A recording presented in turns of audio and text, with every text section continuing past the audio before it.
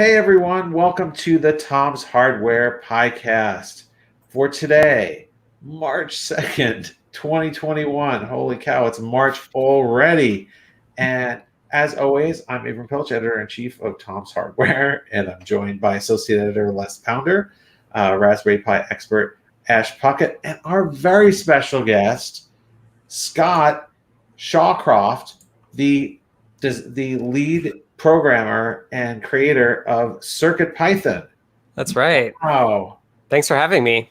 Thank you for joining us. It's such a privilege to have the mastermind behind this programming language join us. I mean, obviously CircuitPython has become, really big on a lot of devices, and now it's been out for the Pico for a few weeks and been absolutely fantastic there. Good. Yeah. I've been playing with it a whole lot.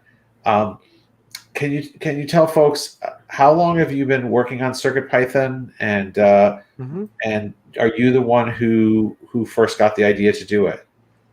So CircuitPython is a really easy to use version of Python for microcontrollers.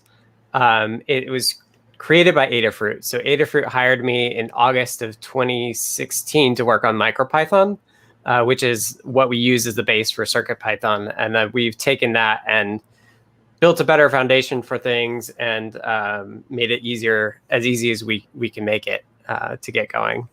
So I think that answers all your questions. Yeah. So how did you decide that it was better to create a new version of Python than to create libraries for MicroPython? So I think it's not quite a new version. A lot of the core that runs the language itself, the Python part, is all stuff we've inherited from MicroPython, and they did a really, really good job making it super solid. So we're still based on MicroPython. We still they're a great project. A couple things that we wanted to do specifically is we wanted to be very uniform in our hardware API, and that is some internal stuff, but also just the way that it's segmented out and the way that we convey this board has this feature, this board has that feature. And by having that uniform API, we've been able to build 280 plus, no, we broke 300 plus libraries, all built on this common CircuitPython API layer. And then a couple of years ago, we then ported that API layer to Raspberry Pis proper as well, using what's called the Blinka library. So most of those 300 libraries can also be used on a Raspberry Pi with CPython as well. So that was one of the things that we knew early on we were going to do. We were going to do the Adafruit approach of building on a platform and providing sample code, guides, libraries all on top of a platform. And we didn't think that the hardware API of MicroPython at the time was strong enough for us to build on top of.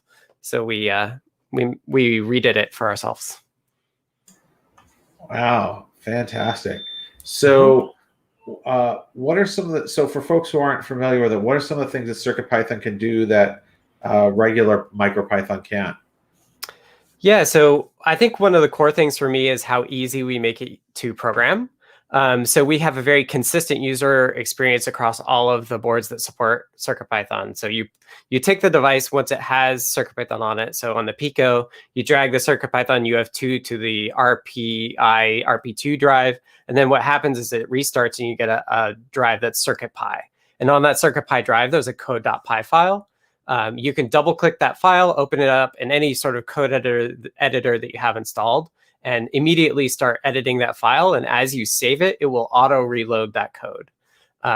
Some MicroPython devices do show up as a drive as well, but none of them will do the auto reload sort of thing. So kind of right from the get-go, we've really focused on what is your experience in the first 5 minutes. And we made it really, really consistent across all our devices. And that's really great because all of our tutorials and stuff apply as well. Some folks are the Raspberry Pi MicroPython has all these good docs that the Pi folks wrote. But for CircuitPython, all of the docs that we've written in the last 4 years for CircuitPython, many of them should apply across because our experience is consistent across devices. Yeah, it's really, really simple.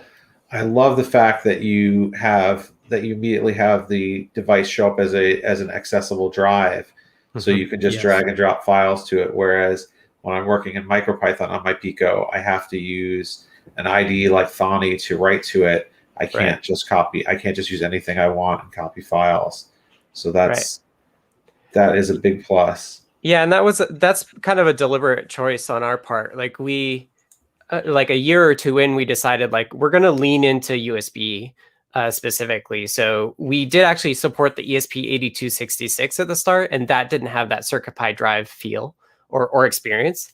And we found people get really confused because they would use an ESP8266 and be confused that the CircuitPy drive didn't show up. So in like version 3, we decided like, hey, we're not going to support the 8266 anymore. We're going to explicitly support only native USB stuff. And because we could lean into having USB and being very USB friendly, a lot of folks are using the Pico now for a USB human interface device, which is like a mouse, keyboard, or a gamepad. And that's something that's come along with like the USB tech that we built CircuitPython on. Yeah, I think that's one of the really great differentiating features. As Les holds up his, that's the Keybow, right? Yeah, holds up his Keybow, which is the best example of this that I've seen yet with the RP2040, that you can use it as a keyboard. And one of the first things that my 8-year-old and I were messing with HID was getting it to type different things. So it's really great for creating a macro keyboard. And that's a feature that is not built into regular MicroPython for folks who don't know. So that right there is a good enough reason to switch to CircuitPython, which seemed to work really flawlessly on. Good, I'm glad. Pico. Yeah, I mean, it's really helped that like the Raspberry Pi folks chose to use TinyUSB as their USB stack, which is a project that we actually moved CircuitPython to a number of years ago. And kind of like put all our chips in there. We also pay the maintainer, like Adafruit pays the maintainer of TinyUSB.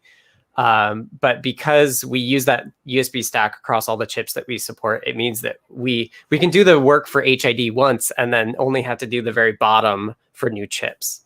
And then everything above that we get for free. So we also have MIDI support. We just added support for a second serial connection over USB. So in the next beta that should come out today or tomorrow, when you plug in a device, you'll actually see 2 like TTY ACMs on Linux. You'll get 2 of them now, and the second one is like hands off for CircuitPython, so you can use it for whatever you want. And that'll make it really easy to like control a Pico from a Raspberry Pi device, because you'll just be able to send bits and receive bits from CircuitPython that way. Oh, neat. So what you could do with this is you could have a regular Raspberry Pi hooked up to your Pico, and then have your Pico hooked up to a computer, and then you could basically remote control, use it as a remote KVM or something like that. It's just any sort of like it's just a USB serial device. So it depends on what code you have running on the CircuitPython side, what happens when you write bytes to it. That is really neat. So how many devices now does CircuitPython support? So to see all the different boards that we support, you can go to circuitpython.org/downloads. And I'm doing it right now. I think it's 179 different boards that we support. And we're actually expecting we'll probably cross 200 with all the new RP2040 boards that are coming out. So I'm like kind of frantically like laying the groundwork for all of those new boards coming out. So do you have to do something different for the other RP2040 boards to support them? The thing that I'm having to do now is generally supporting new boards, if they have a chip that we already support, is really easy, because the only thing that's unique about boards usually is actually the names of the pins.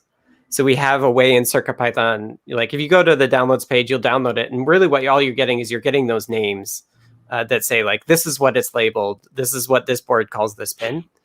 And then like all of our internal code just doesn't care what the board calls it. We just only do it internally from the view of the microcontroller, so to speak. But the one thing that I'm having to do for the RP2040 is the way that it initializes Flash. Means that we have to rework how we handle different Flash chips in CircuitPython. So I'm working on that right now. So Les, what has your experience been using CircuitPython on the Pico so far? Well, CircuitPython on the Pico is, I have to say, really easy to use. Now, Scott's going to be very happy with that. We work really hard to do that. Well, there it shows. So day one, the Pico came out, and we were all writing articles on MicroPython, how it all works. And I saw there was a beta coming out for CircuitPython, so I downloaded the beta, stuck it on one of my spare Picos, which was quite rare at the time to have more than one Pico, and works. Completely flawless. Code.py appeared, open VS Code, typed in the old blinky hello world, make pin 25, the built-in LED on the Pico to flash, and away I went. Easy peasy. And CircuitPython is a really great way to sort of introduce microcontrollers and Python. MicroPython's great, don't get me wrong, but if you have all the libraries of pre-prepared code to make NeoPixels to work, to make APA 102s work, GPS, anything you've got really, put the library in the folder, call the library from your code, and away you go. And yeah, really, really easy. And I first got into CircuitPython from Scott himself at Pycon in the US. And there is my first. This is trying to do YouTube where you put your hand behind it to get it focused. Nah, it's not working. There you go. So there is my very first CircuitPython board, which was a Gemma M0, if I remember rightly. Mm-hmm. And you can see on the back, it actually has the Pycon US logo, so it's a special one. So this was, I think is it $4 or $5, Scott, something like that for that board? On the spot now. I think it is. It's a really cheap one. We gave those away. I know, mate. I've got two.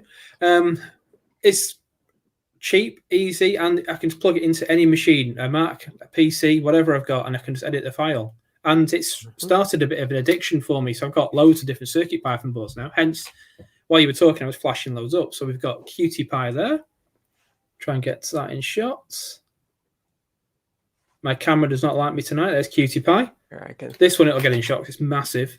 Circuit Playground Express. There we are. There's a QtPy. Nice. See what I have on my Is that a QtPy? Is that the old one or the new one? This is the old one. I don't actually have a new one yet.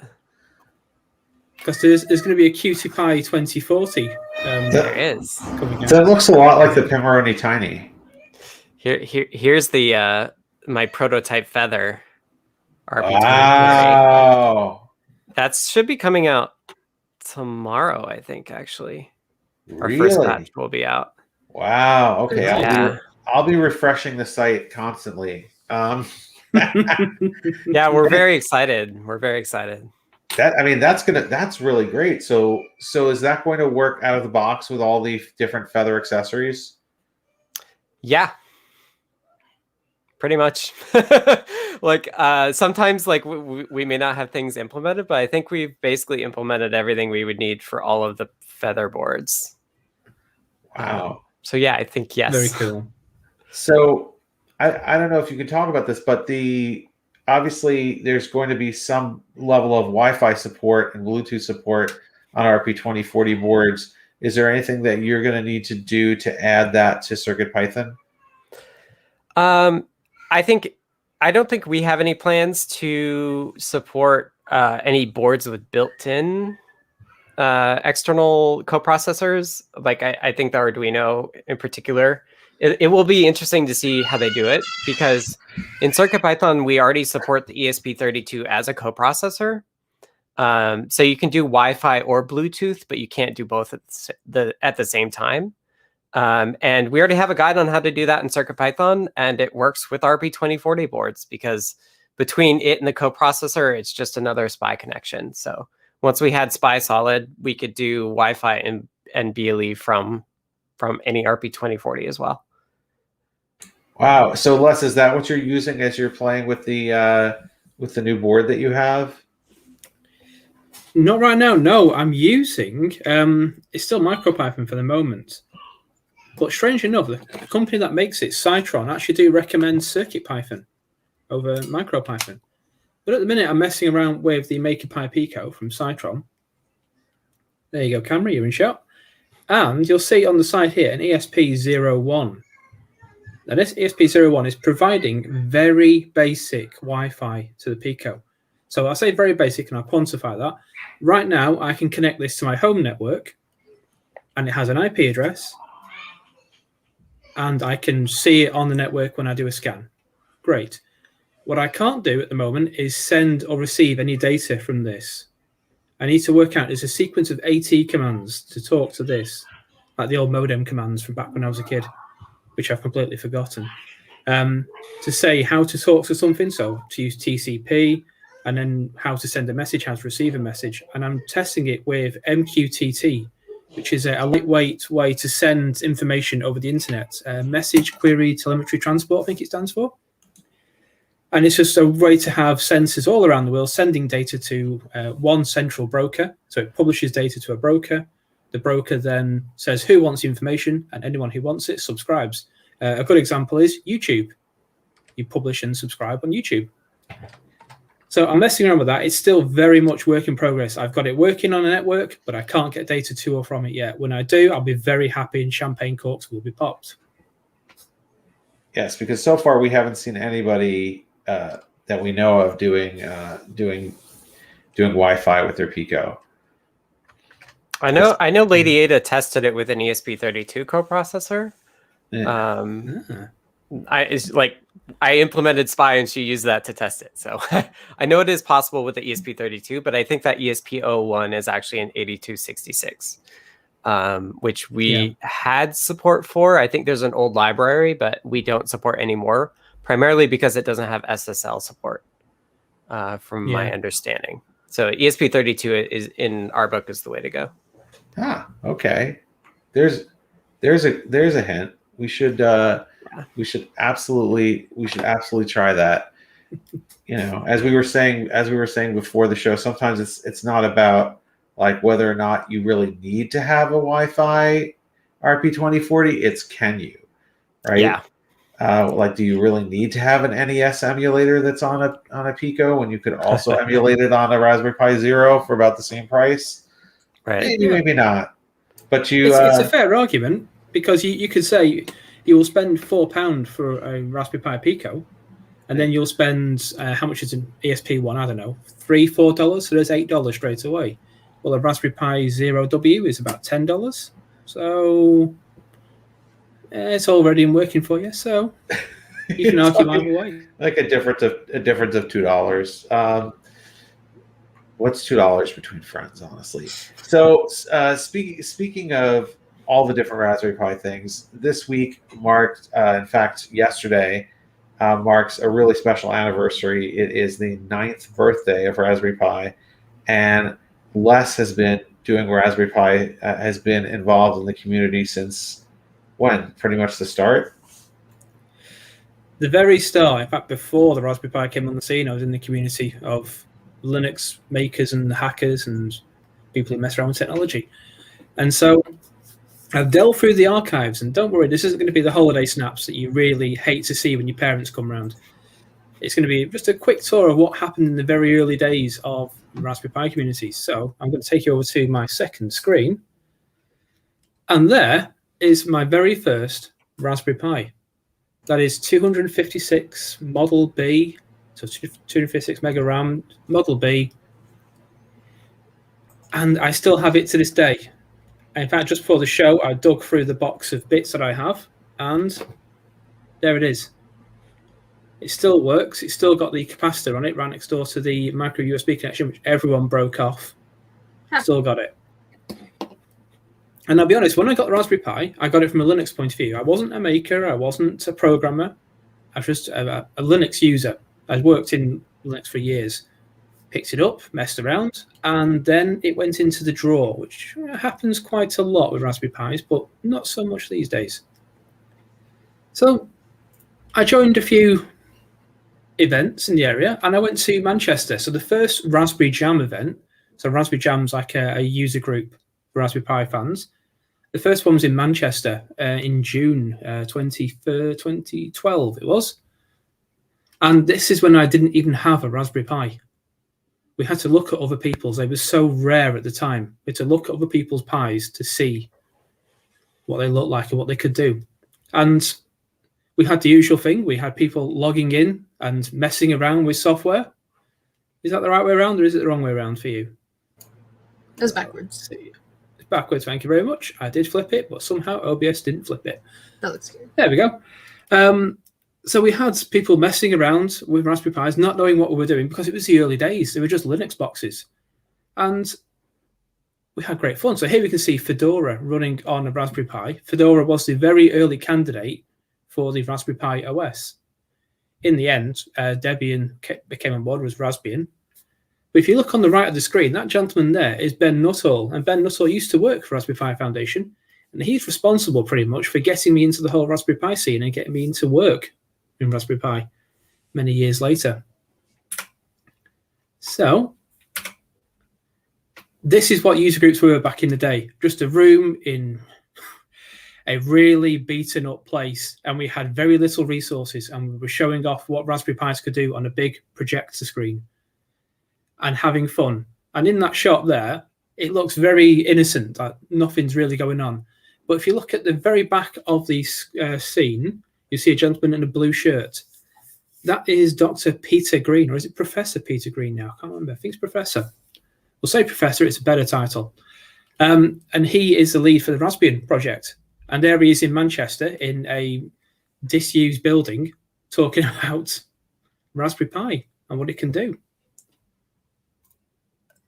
And then we moved on about a month later. The next Raspberry Jam was in Preston, and it was organised by a gentleman called Alan O'Donoghue. He's the guy in the light shirt just by the doorway on the left of the shot. He actually coined the phrase Raspberry Jam because he's a musician. So musicians jam when they come together to make new ideas. And he had this idea to get the Raspberry Pi into schools and teachers to use Raspberry Pi, and he went with it, and he did very well. And in the shot right now, we can see just where the project screen is, there's a guy in a black shirt, and on the T-shirt is actually a yellow duck. That's a bit of trivia for you. That's Ben Croston. Now, you might not know the name Ben Croston, but if you've used a Raspberry Pi, you have used his software. The RPi GPIO library is his library. That's his baby. In fact, he did an update 2 days ago. Ben uses RPi GPIO to control the brewing equipment in his brewery, the Fuzzy Duck Brewery. And that's why he created it, because he wanted to use a Raspberry Pi and Python to monitor his brewery. And it went a bit out of hand at this event. We started playing Quake 3 on a Raspberry Pi, and these were the early Raspberry Pis with 256 mega RAM, so it just about played Quake 3. But we had a bit of fun. And I'm going a bit further forward now. Not too far forward, though. This is the classroom of the future. So education is a big thing for the Raspberry Pi, and at an event called the Raspberry Jamboree. So Jamboree is in the Scouts in the United Kingdom. I'm not sure if it's the same thing in the US. We had this massive event where communities came together and shared ideas, and we had a classroom where people gave free lessons on how to use Raspberry Pi with Scratch and Python. And we had great fun. And they showed off their projects, how to connect Arduinos, that sort of thing, and have a bit of fun with it all.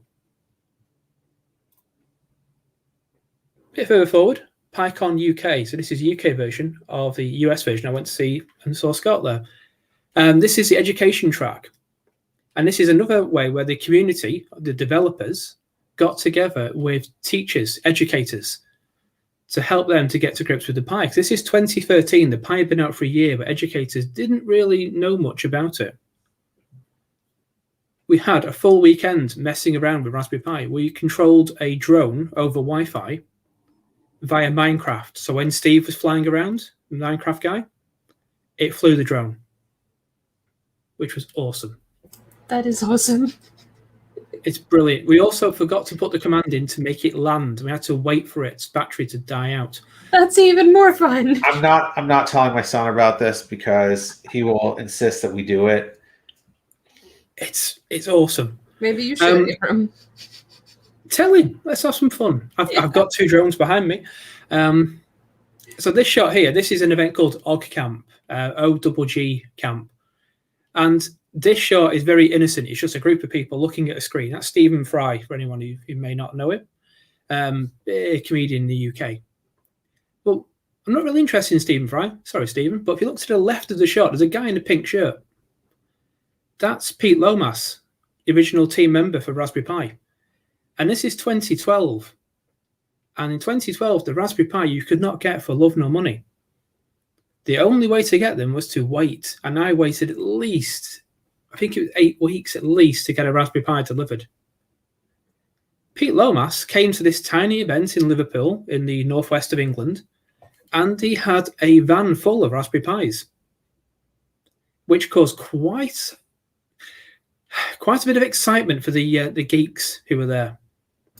And he sold out very quickly and had to have a friend of his who was an ex-policeman to escort him back to the car with lots of money, which was quite fun. But you could get Raspberry Pis in the flesh from Pete, from the back of his van. That had to be exciting. This is Raspberry Pi birthday party. I think it's 2017, I think. And this just shows the attraction of Raspberry Pi. This room could have been filled 3 times over. It was actually too small in the end. And it was just amazing to see all these kids come along and play with Pi. So here's a 4-player arcade machine built into an IKEA table, because that's what you can do. It's just got a standard cheap monitor underneath it, just stuck down, and a load of arcade components. And then fast forward a bit more, another Raspberry Pi birthday party. And this is where they had it in Cambridge at I think it's the Bill Gates building in Cambridge. I might be slightly wrong on that. Massive event. They also used to have Pi Wars here, the robot event. Massive event. It draws thousands of people to come along and talk about Raspberry Pi. So all these stall holders, you'll see there's like Rapid Electronics, Pi Supply, etc. They are selling stuff, but there's also community members there talking about their projects and showing off what they've got and how you can do really cool things with Raspberry Pi. And such as this is Steve Upton, no relation, playing Space Invaders on NeoPixels. And those NeoPixels are suspended, if I remember rightly, via chains. So they've got the weight to hold them in place when they're in the air. But all the way through, all these pictures I've been showing you and been boring you to tears with my holiday slides. Not at all. There's one line that goes around the Raspberry, goes through the Raspberry Pi from start to finish, and it's the same with CircuitPython as well. It's a tenuous link, but I'm going to use it, Scott. I'm on board. Okay. This board here is just a piece of silicon. There's nothing to it. It has no intrinsic value to anyone. If you look at it, it's a paperweight. It's a community behind it that gives it the power that it has. So this board now can do anything it wants. It can go into space. It can build robots. It can help people to build ventilators. Ventilators. Thank you, Scott. To help people to breathe. It can help anyone solve a problem because it exists and people have solved problems with it already. So there's a basis to work from. The same with the CircuitPython stuff. This exists. People can use it to build cool stuff like Lego men with CircuitPython, which I really love. If there wasn't a community around the Raspberry Pi, we wouldn't be here talking about it. There wouldn't be Raspberry Pis on the shelves because it'd just be, it's another computer, whatever. There's loads of competitors. And this is why whenever people say something like, oh, there's this new board out, like a new Banana Pi or something comes out, and they say, oh, is this going to be the Raspberry Pi killer? No, because you have to have the people behind it. It's not the hardware. It's the people. It's the people doing the software. It's the people on the forums answering, helping each other. It's all that stuff. So we have a question from a viewer. Daniel Flanagan asked, Scott, if you were going to start CircuitPython from scratch today, what would you do differently and what would you keep the same? Well, my first reaction to that was I would definitely not start it from scratch. It's a whole lot of work, and particularly like basing it off MicroPython and like feeling like Python, like that was a huge leg up, and like I would not do that myself. Like that is just really difficult work, like implementing a language again. And Damien did a wonderful job doing that. I think largely we've done a really, really good job with CircuitPython. A couple things I could think of that I would do differently is I would move away from vendor libraries faster than we did. Early on, we used like the Atmel software framework version 3 and then also version 4. And I think that actually slowed us down because we had to learn this whole new system, and then they stopped using it or stopped supporting it. So that was some lost time there. And I've been more aggressive in not using vendor libraries going forwards for that reason. The USB stuff is an example where we can actually move faster by not doing it that way. And then the other thing is kind of a really big work item that I've had on my radar for a couple of years now is bringing this experience of CircuitPython where it's just like you connect and it works, bringing that to tablets and phones. So I really want to do work to be able to connect to a CircuitPython device from a phone or tablet over BLE and be able to load code to and from the device that way, making it portable and really bringing it to people who don't have laptops. So that's something I've been meaning to do for ages. That's something I'm hoping to get to in the next like 6 months. But it's going to be a big deal when we do. Yeah. You're muted, Evan. You can see that would be a big deal because, like, my son has got a Microbit V2 recently, and he's able to code that over using a browser, and that's that's a nice convenience, not having to plug in via USB and do it. Right. Can you do it from a phone or tablet as well? I think so, because you can do it via browser, but I don't know if you've tried it. It's but yeah, I mean, that's like a lot of kids don't have a PC all the time, so that's a big. So speaking of things people can do, we're at that time of month, Ash, where we talk about the coolest projects of the month. Yes, for everybody who's watching, we share Raspberry Pi projects all week long, and once a month I showcase our top 10 picks to highlight them again. There are more projects out there outside of this list that are really awesome and worth checking out. I just didn't have enough room to fit them all on our top 10 list. Choosing 10 is always hard because you guys are really good at what you do, and it's like we were saying, everything is community driven, and you guys make some really cool stuff. It's really hard to pick. So this go around, Pico projects are in full swing, and it is great. I absolutely love what you guys have been up to. I love seeing new Pico projects. This board is way cool and definitely a game changer with a $4 price tag. So I've got a couple of projects I want to show you guys, but I'll leave the rest of the list on Tom's Hardware for you guys to go check out. So let me take my camera over here. There we go. So this is what we've got for March. I wanted to show you guys first. Where'd it go? I lost my window. I'm sorry. Hang on. I have too many windows open. There we go. KiwiKit. The KiwiKit PCB. This is a custom-made open source development board for the Pico, and I absolutely love it. There's a lot out there already that was released with the Pico, but when the Pico released, but this one was created shortly after, and it's got an OLED screen. You've got a lot of breakouts. It's got breakouts out the wazoo. You've got a couple of buttons. I think there's some LEDs that you can play with. It's just a really neat breakout board. And like I said, it's totally open source. So if you wanted to take it and modify it, it's just a neat place to start. If you wanted to, have a board to play with. Les knows what it's like to have tons of boards around for your various devices to plug into. It's just handy to have them nearby for prototyping projects. Definitely. So I thought that I thought it'd be fun to show that one off. The second one I wanted to show is this Raspberry Pi powered video jukebox that accepts Bitcoin. So you don't need any quarters or anything for this one, but you do need to have a crypto wallet ready. It's got a screen with a QR code. You can scan it with your phone, and it tells you how much Bitcoin it's going to send to the maker's wallet. And instead of playing just music videos, instead of just playing music, it plays music videos on a screen. So it's just a little bit of a different take on your standard jukebox, and crypto's been kind of popular and booming lately, so I thought that might be a fun one to show off. And lastly, I'm a sucker for Game Boy projects. I can't help myself. It's what I do. I love modding Game Boys.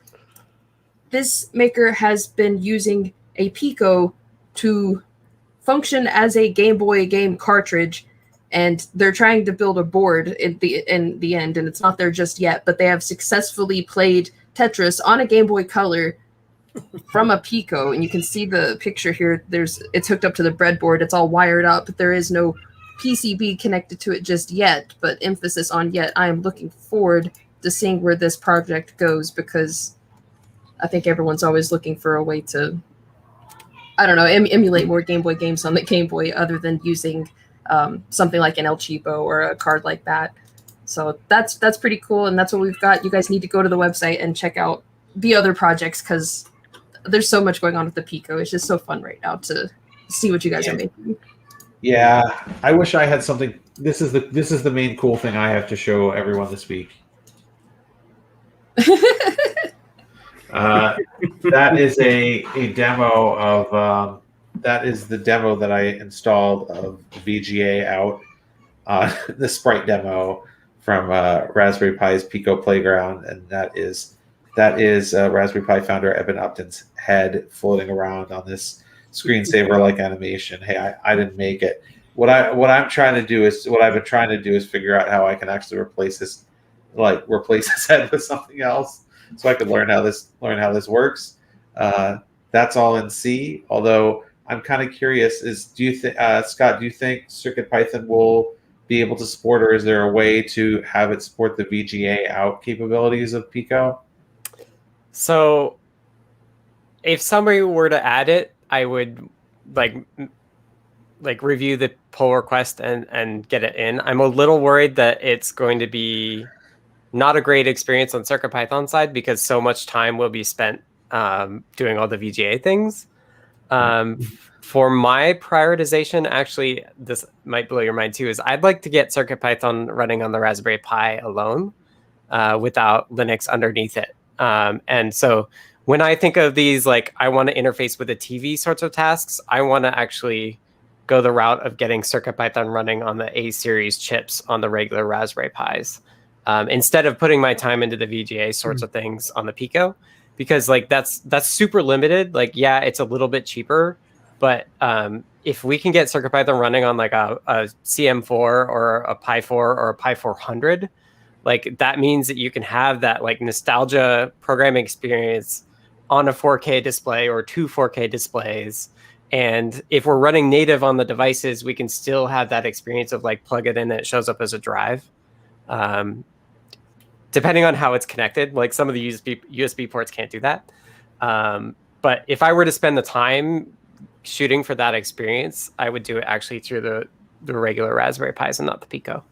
Well, that makes sense, and I think that's a really cool idea to be able to run your regular Raspberry Pi like you run a Pico.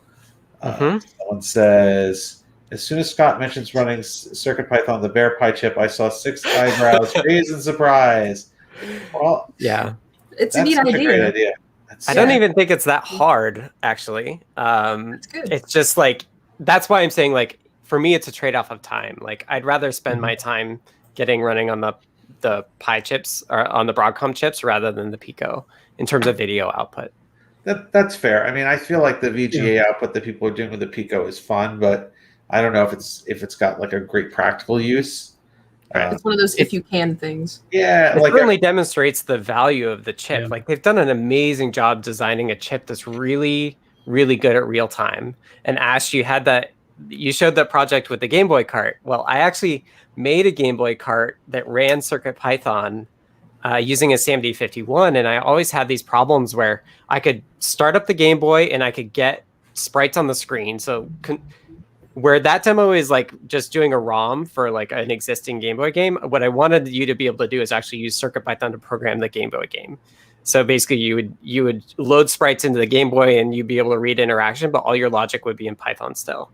And that Game Boy cart kind of, I could demo it, but it never was super reliable. And I think that's because the SAMD51 was never real time enough. And so I'm hoping to respin this cart with an RP2040 on it because the PIOs are excellent for real time.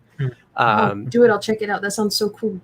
Yeah, I've got to do it. In fact, like this, because this Feather's a prototype, I was saying like once I get the production ones tomorrow, I'll just hot air the RP2040 off this. And wow, and do the game. Holy Game Boy. Cow! You got to show us that. That is awesome. Yeah, I did a talk about it a year at SuperCon last year or the year before. If people do want to see it, it works. So I figured out how to do like all the initialization stuff, and to like program the registers. It's just like it would run for like up to like 60 seconds, and then it would like corrupt the screen and then crash. And I think it was a timing issue. So Is I'm there hoping to get back to that at some point. is there a recommended way to make games with CircuitPython? Yeah, so there's one of our community members, Foamy Guy, has been doing some tutorials. He does streams every Saturday morning, and he did a learn guide about tile-based games. So that's kind of like, we shot with our display APIs. We specifically targeted like Game Boy style graphics. So you'll see that you can put sprites, and like CircuitPython manages the like only update this portion of the screen sorts of things. So there is already a guide for tile-based games on the Learn Guide, and that will apply to the Pico and the RP2040 generally.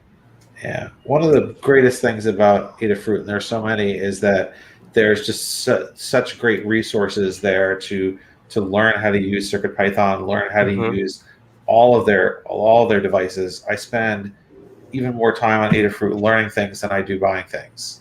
So yeah. I mean, that's how we market it. That's how we get you to buy our stuff, is that we demonstrate to you that you can actually make what you want to make with our stuff.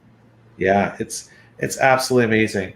Well, I want to thank our special guest, Scott, for joining us. As always, we are here with the Tom's Hardware Podcast every Tuesday at 2:30 p.m. Eastern, 7:30 p.m. GMT until the clocks change, and then I guess there'll be a 4-hour difference for a while.